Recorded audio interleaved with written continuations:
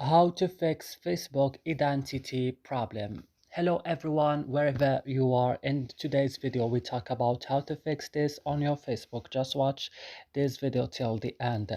So first guys, you have to go and open the settings of your phone, then go directly and open apps option. Here on apps option you have to search now for Facebook. Open the Facebook like this. Now scroll down and click on storage. On storage, now go to the last button in the bottom of the screen, clear data, click OK, then you have to back. Click now on force stop and click also OK. And what you should do right now guys, the last things, you have to go to your Play Store and update your Facebook, and after this restart your phone. So that's it. I hope this video is helpful for you. Do not forget to like, subscribe in our channel. See you in another video.